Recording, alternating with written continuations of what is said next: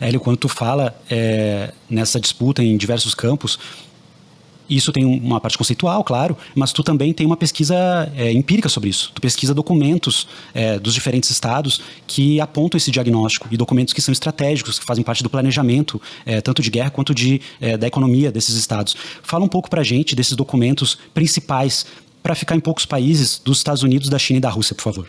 Interessante, muito interessante a sua pergunta. Os Estados Unidos, eles têm um estado bastante interessante, com diversas instituições, e dentro do aparato, né, do primeiro nível político norte-americano, existem os documentos de grande estratégia, né, que recebem, neste caso, o título de National Security Strategy, né. São grandes referências que impactam desde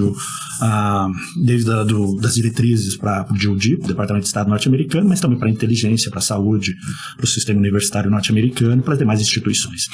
Esses documentos, eles balizam os adversários geopolíticos norte-americanos, né.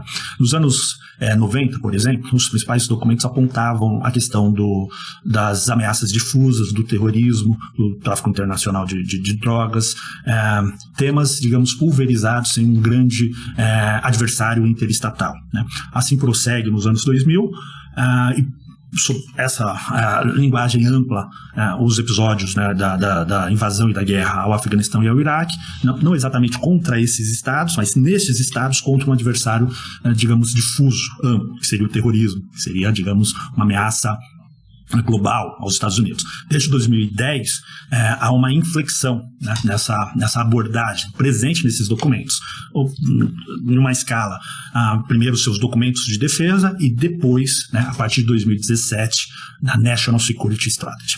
O que é a saber? O primeiro grande adversário norte-americano presente em seus documentos é a China. Isso é posto, porque a China, dado o seu vigor econômico, a incorporação de tecnologias, o avanço de inovações e o crescente modernização da sua infraestrutura militar, ela ameaça a vantagem estratégica norte-americana. Então, uma competição para manter essa primazia. Dentro desse primeiro plano de ameaça, há também a Rússia, né, dado o seu poder militar e a influência que exerce na Eurásia, né. Essa seria o primeiro plano. O segundo plano de ameaça aos Estados Unidos são os estados,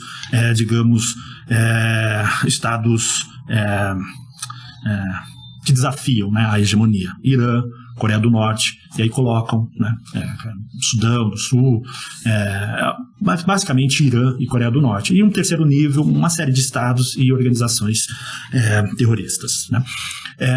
Em 2021, né, esse documento foi atualizado, mas permanece a China como a grande adversária de longo prazo, a Rússia como adversário imediato, e um segundo nível de ameaças, os crimes transnacionais, né, inclusive os desafios no âmbito das mudanças climáticas. Essa é a referência norte-americana para manter a sua primazia e para manter, digamos, as instituições que defendem, na sua gramática, o mundo livre, os valores ocidentais. Esses termos estão presentes. Se analisarmos a Rússia, também tem a sua National Security Strategy, né?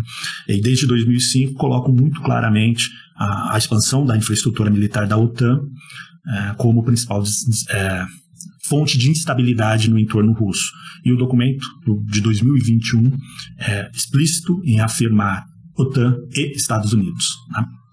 No caso da China, existe o chamado Livro Branco de Defesa, que coloca como grande fonte de instabilidade no entorno chinês o unilateralismo da política norte-americana. Então, se pegarmos esses três principais players, todos são explícitos em afirmar as principais fontes de instabilidade ou ameaças geopolíticas. Isso é interessante de ser mapeado, porque serve como diretriz para políticas, seja externa ou política de defesa. Muito interessante, Hélio, até porque tu citou documentos que são anteriores à guerra da Ucrânia e esse aumento de tensões em Taiwan. Então, para ver como a estratégia é formulada lá atrás e no médio prazo a gente começa a ver as consequências, né, do que acontece, a importância de estudar esses documentos, estudar essas estratégias. Uma pergunta que eu te faço, tu falou antes do conceito, né, de guerra do futuro. Como que esse conceito dessa guerra, dessa disputa estratégica em diversos níveis e complexa, está presente nesses documentos, principalmente da China e dos Estados Unidos? Perfeito. A questão, se a gente for observar como uma guerra efetivamente é combatida, né, ela depende do embate de forças, né, duelo. Essas forças, né, elas utilizam muita tecnologia. E cada armamento, material de emprego militar que analisarmos, ele depende de uma série de políticas, ele depende de muito investimento em ciência, muito investimento em tecnologia, ele depende de componentes minerais que são escassos e que precisam de uma cadeia de suprimentos vital, estratégica. Portanto, quando a gente analisa a guerra, a gente está analisando uma espécie de capacidade nacional produtiva.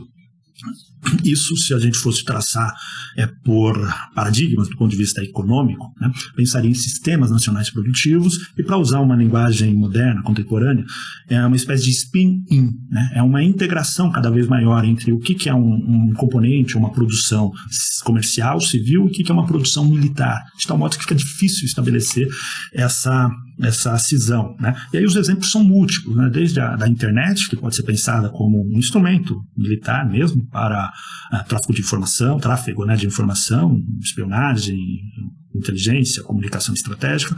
E que foi criada nas Forças Armadas Americanas. Exatamente, que foi um derivado, né, do projeto Apollo, dos programas norte-americanos para a conquista espacial, que permitiam a comunicação entre unidades militares e estabelecimentos de pesquisa, desenvolvimento, ciência e tecnologia, né? Hoje a internet é um bem, né, a serviço da sociedade como um todo. A questão do espaço, do GPS, né? O GPS, por exemplo, é uma tecnologia norte-americana, foi um requerimento estratégico de suas forças militares, é essencial, digamos, para a Marinha norte-americana e o próprio funcionamento de seus domínios conjuntos, né? Os comandos militares norte-americanos, ele tem uma característica que a gente chama que é interoperacional, né, de forças conjuntas, e atuam no globo como um todo. Isso a gente observa a Marinha norte-americana é que mais demanda informação, né, para o comando e controle do setor espacial militar norte-americano. Então tem uma integração muito forte, né? Quando a gente pensa em um míssil contemporâneo, a gente está pensando em semicondutor, a gente está pensando em chip, porque é um míssil, quando a gente pensa ali alcance e precisão, está embutido nele muita tecnologia e que depende desse setor, né, extremamente sofisticado, né? A gente está falando de ciência, está falando de tecnologia, está falando de política industrial, está falando de política externa, está falando de política educacional. Portanto, as políticas nacionais, elas são traçadas tendo a geopolítica, a defesa, como uma variável absolutamente central no condicionamento, nas escolhas das políticas que pensamos que são só industriais ou só comerciais. Não, elas respondem a interesses nacionais. A gente pode traçar uma série de exemplos à luz dessa assertiva. Hélio, antes da gente passar para a realidade brasileira e falar mais dessa base industrial de defesa aqui no nosso contexto, eu queria falar um pouquinho, é difícil falar do presente, né, tu falou, mas eu acho que a gente tem que trazer isso um pouco para a questão da guerra na Ucrânia. Eu digo guerra na Ucrânia porque, assim, eu entendo que é uma guerra entre a Rússia e a OTAN e a Ucrânia, né? Não é uma guerra simplesmente entre Rússia e Ucrânia. Já nesse entendimento disso que tu falou, a OTAN, ela dá apoio de inteligência, dá apoio de equipamentos, dá apoio inclusive de comando e controle. Ao que se diz, tem vários operadores, inclusive, dentro da Ucrânia, porque tem vários equipamentos que são destinados à Ucrânia, mas que demorariam meses ou até anos para o pessoal na linha de frente aprender a operar. Dada essa complexidade técnica que tem, imagina um país que está recebendo equipamentos, sistemas complexos de vários países diferentes, sistemas diferentes, tendo que operar isso no campo de batalha. Então, tem toda uma questão logística e técnica e de treinamento que está sendo provida. Como que tu analisa esse conflito à luz de tudo isso que a gente falou? Chega a ser uma guerra hegemônica ou não é? E como que tu pensa isso, de acordo com isso que a gente falou, os aspectos que tu acha interessantes dessa questão da guerra do futuro e desses sistemas? Ótima pergunta e ótimo enquadramento da pergunta. Ela caminha para uma guerra entre potências e, nesse sentido, uma guerra que se desenha hegemônica, né? Uma guerra que mobiliza todo o esforço nacional para fazer valer os objetivos políticos, né? Então, o início da guerra é uma disputa entre Rússia e OTAN. E se observarmos bem à luz da geopolítica, tá, para ficar claro o nosso recorte, a OTAN é uma espécie de braço, tá, estratégico norte-americano nas fímbrias, né, na periferia da Eurásia, né, para usar um conceito de um geopolítico chamado Nicholas Spykman, né. É o principal financiador da OTAN, de tal modo que concordo com a sua afirmação que a primeira camada, né, do conflito, que é global, envolve as posições norte-americanas e as posições russas, né? O que os russos alegam? alegam uma crescente vulnerabilidade em virtude da expansão da infraestrutura militar da OTAN e a dificuldade de renegociar os acordos, tá, de mísseis, né, de longo alcance na fronteira da Rússia. Né? Com quem negocia? A Rússia negocia o alcance, né, a localização desses mísseis, né, o chamado Tratado START, né, com os Estados Unidos. Quais eram os pontos de forte polêmica? Né? Polônia, Romênia, e aí o veto russo, a adesão da Ucrânia à OTAN. E todo, digamos, esse contexto que todos sabem, né, que antecedem a invasão russa na Ucrânia. Né? Bom, do lado americano, né, se observarmos os seus documentos estratégicos, né, há uma preocupação crescente por esse recrudescimento russo, né, para essa retomada da sua capacidade produtiva, econômica, financeira, cultural, podemos colocar assim, e militar. Então é um país a ser desafiado, a ser contido pela estratégia americana frente ao potencial que tem, tá, de criar instabilidade no sistema internacional.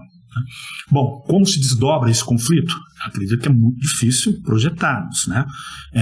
Exatamente pelo potencial bélico existente. Né?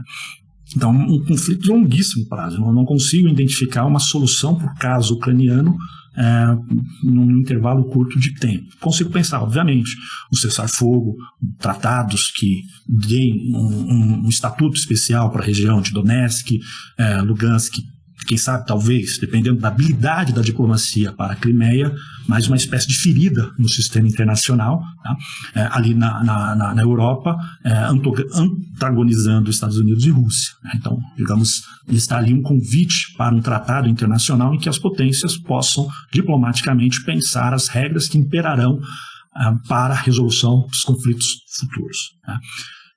O que impede a guerra? Né? Eu acredito que é a capacidade militar. E aí, sem dúvida nenhuma, o potencial nuclear existente entre as potências. Eu acredito que esse é o grande freio para a escalada de um conflito para níveis que nós não temos possibilidade agora de projetar, em termos de destruição. É importante a gente, porque aqui no programa a gente sempre tenta pensar muito da perspectiva do Brasil e do sul global e projetar para tudo que está acontecendo, né? Além de um holocausto nuclear atingir todo mundo, e atingir o Brasil também, obviamente, tem uma outra questão, que na medida em que as grandes potências não conseguem guerrear diretamente por conta da destruição mútua assegurada, elas começam a jogar em outros tabuleiros, com as chamadas proxy wars, né, guerras por procuração. E a Ucrânia, nesse momento, é um território que está sendo devastado, porque ela está sendo o palco dessa disputa, que não pode ser direta entre Estados Unidos e Rússia, mas ocorre na Ucrânia. Isso pode ocorrer em outros lugares, pode ocorrer na Venezuela, pode ocorrer em lugares próximos ao Brasil, ou distantes, como na Guerra Fria aconteceu em lugares da África. E esses lugares costumam ser dizimados, costuma demorar muito tempo para se recuperar, depois é guerra civil, depois é armas espalhadas, minas enterradas por todo o território. Fala um pouco para a gente sobre isso, sobre esse transbordar da disputa hegemônica para territórios do sul global. Interessante. No momento, teríamos as zonas de disputas estão bastante concentradas, né, geograficamente no entorno russo, chamemos assim, e no entorno chinês, né, que colocam exatamente em disputa com a supremacia norte-americana. Lembrando, né, esse conceito, essa ideia de manutenção do status quo, podemos chamar assim, na política internacional, ou em termos militares, a manutenção da vantagem estratégica. Né? Os outros tabuleiros, eles são as zonas em disputa, principalmente no campo econômico, comercial, e que podem escalar para níveis estratégicos, tecnológicos, e gerar crescente tensão em todos os seus campos. Isso torna a realidade do mundo como um todo mais difícil. Isso exige de países como Brasil, Argentina, México, Indonésia, Egito, Índia, entre vários outros, uma espécie de apelo, retorno à importância do multilateralismo, do encontro de soluções negociadas para conflitos de interesse ou para questões de interesse global. É como uma espécie de chamado à política, né? Um grito, nem chamado, um grito à política para reduzirmos o apetite do conflito, né? Da guerra, da disputa. estamos nesse momento e sem grandes referências, né? Não temos grandes referências quando comparamos a Guerra Fria, que era um contexto pós-Segunda Guerra Mundial, um contexto de descolonização, um contexto que, além do capitalismo norte-americano, o socialismo soviético, existia a terceira via, uma espécie do terceiro mundismo, né? Do bloco dos não alinhados. Então, existia um terceiro olhar. Qual é o terceiro olhar do mundo contemporâneo, né? O que ele tem em comum? Isso precisa ser consorciado, discutido. Então, temos uma espécie de ruína, né, das estruturas pretéritas, né, e uma não clareza do novo. O que eu quero dizer com isso, né? Existe muita habilidade política, né, das nossas diplomacias e das nossas lideranças para exatamente conseguir se posicionar, né, frente aos seus interesses nacionais nesse mundo que é complexo, né? No caso da Índia, é uma grande parceira norte-americana, né? É uma grande importadora de bens da Rússia, é uma parceira importantíssima da China, né? Como é que a Índia, que tem o seu projeto nacional, tem, digamos, uma série de interesses próprios, vem se posicionando? É absolutamente interessante observarmos essa experiência. E o Brasil, né? Tão próximo dos Estados Unidos, tão ligado à história norte-americana e europeia, um país geograficamente do Ocidente e que tem uma série de interesses próprios, mas, por outro lado, tem uma parceria estratégica com a Rússia, de longuíssima data, para o repasse de tecnologias essenciais ao nosso desenvolvimento, e é um país que é o principal parceiro comercial da China. Como se posicionar? Como buscar ampliar o bloco dos não alinhados, né, com uma perspectiva contemporânea? É um desafio, não há uma resposta rápida, simples, exige um esforço da nossa intelectualidade, da nossa diplomacia, enfim, dos que pensam a política internacional, trazer a complexidade do mundo e buscar soluções novas, não fáceis, novas.